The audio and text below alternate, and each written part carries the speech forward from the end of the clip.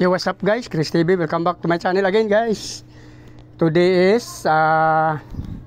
Wednesday, August 28 guys. Nandito ako sa aking ref tab guys. Yan, may nabili akong ref tab na isang piraso. Nilagay ko dito sa ibabaw ng aking mga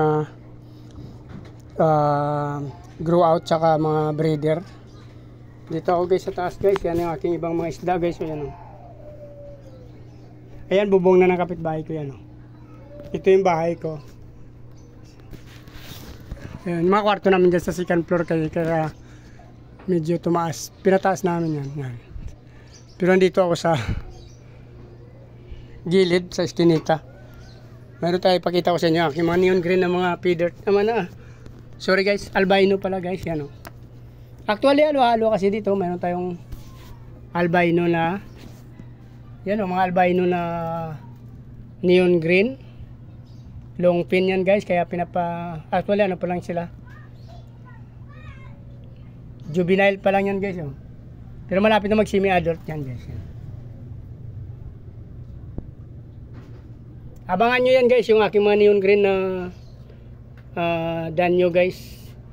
Yan, i-breed natin at wararamihin. Yan.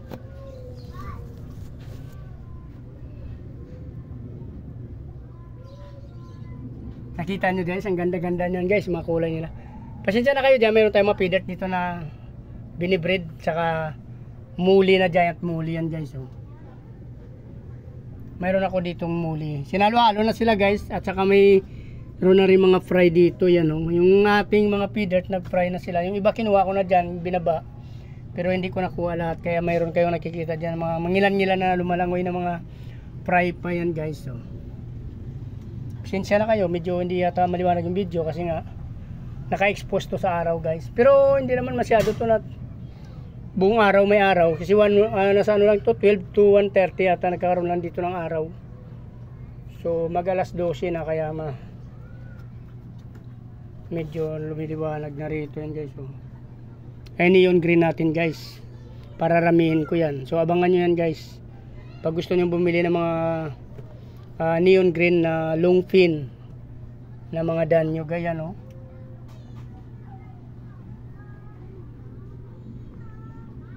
ang mahal nito dati ng pero hindi ko rin napakinabangan. Ito sarili ko tong breed, anak to ng aking mga breeder. Bumili din ako sa online dati actually yun, 2 trayo ata yun, pero hindi ko rin napakinabangan kasi crossbreeds ko sana dito. Ang problema, namatay yung mga pinamili ko doon sa breeder. Ang mahal na, mataas ang presyo niya nga, pinilit ko na lang. Kaso gusto kasi crossbreeds para hindi sila masyado mag-inbreeding.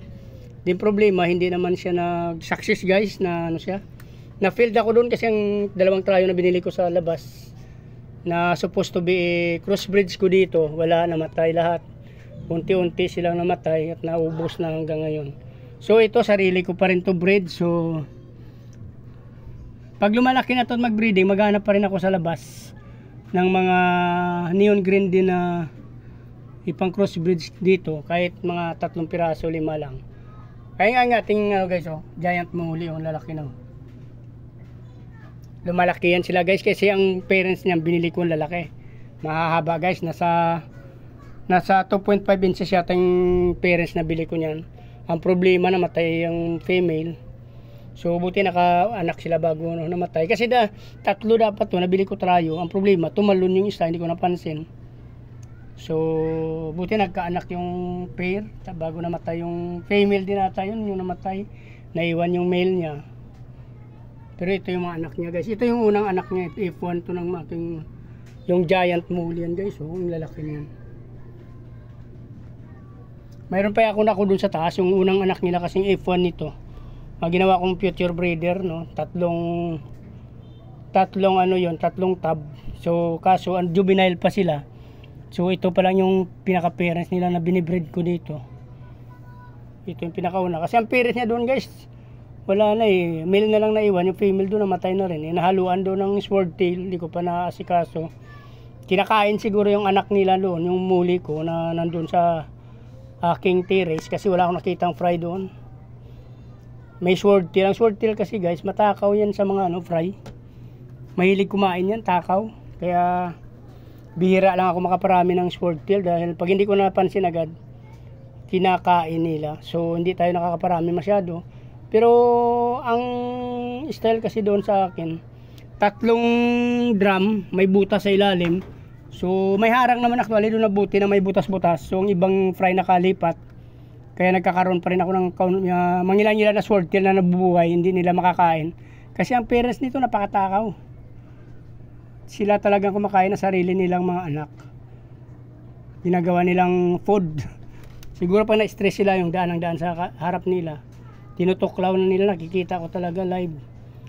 Nangangain talaga yung ating mga swordtail guys. So yung iba na nakakalipat nun sa kabilang tab ko, yun ang nakakaligtas. At napapalaki ko rin. Actually marami na akong swordtail din, pero napakabagal nila mag-breed guys.